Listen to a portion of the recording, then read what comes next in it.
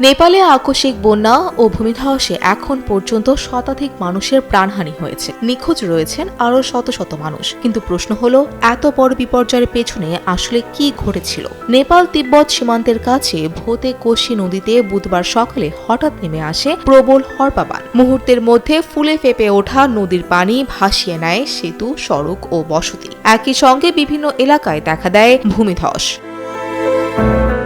তবে এই বন্যার কারণ এখনো পুরোপুরি নিশ্চিত নয়। বিজ্ঞানীরা দুটি সম্ভাবনার কথা বলছেন। প্রথম সম্ভাবনা হলো উজানে কোনো বিশাল তুষার ও পাথরের ধস। প্রাথমিক অনুসন্ধান এবং স্যাটেলাইট তথ্য অনুযায়ী নেপাল চীন সীমান্তের দুর্গম পার্বত্য এলাকায় বরফ ও পাথরের বড় একটি অংশ ধসে পড়ে লহেন্দে নদীর গতিপথ আটকে দিতে পারে। ফলে নদীর স্বাভাবিক প্রবাহ বন্ধ হয়ে পানি জমতে থাকে। পাহাড়ি এলাকায় এই ধরনের প্রাকৃতিক বাঁধ সাধারণত দীর্ঘ সময় টিকে থাকে না। এক সময় জমে থাকা পানির চাপ বেড়ে গেলে সেই বাঁধ ভেঙে যায়। তখন বিপুল পরিমাণ পানি, পাথর, বরফ ও পলিমাটি একসঙ্গে নিচের দিকে ধেয়ে আসে। আর সেই প্রবল স্রোতই ভোতে কোশি নদীতে ভয়াবহ হরপাবানের সৃষ্টি করে থাকতে পারে।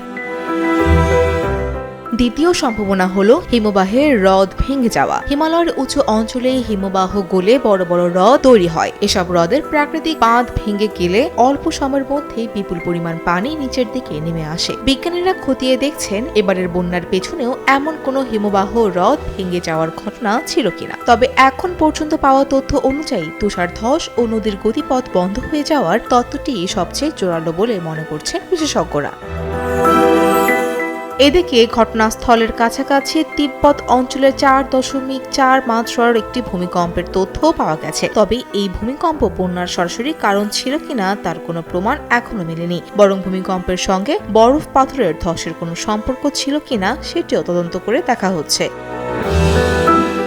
বিশেষজ্ঞরা বলছেন এবারের বন্যাকে শুধু অতিবৃষ্টির ফল হিসেবে দেখার সুযোগ নেই। কারণ বন্যার আগে এলাকায় উল্লেখযোগ্য ভারী বৃষ্টিপাতের তথ্য পাওয়া যায়নি। ফলে উজানে কোনো আকস্মিক ঘটনা যেমন তুষার ধস, ভূমিধস অথবা হিমবাহ হ্রদ ভেঙে যাওয়া এর পেছনে কাজ করছে বলে ধারণা করা হচ্ছে। আর এই ঘটনাটি আবারও সামনে নিয়ে এসেছে জলবায়ু পরিবর্তনের ঝুঁকিকে।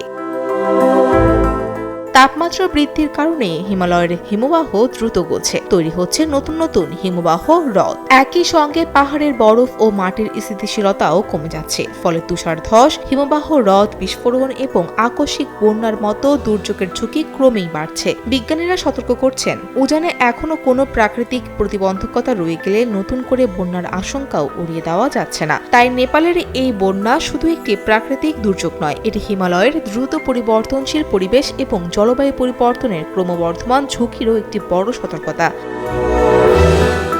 আসল কারণ জানতে আরও স্যাটেলাইট তথ্য, মাঠ পর্যায়ের অনুসন্ধান এবং বৈজ্ঞানিক বিশ্লেষণের প্রয়োজন। তবে একটি বিষয় ইতোমধ্যেই পরিষ্কার, হিমালয়ের মতো উচ্চ ঝুঁকির অঞ্চলে বরফ, পাথর, হিমবাহ ও নদীর স্বাভাবিক ভারসাম্যে সামান্য পরিবর্তন মুহূর্তের মধ্যে ভয়াবহ বিপর্যয় ডেকে আনতে পারে।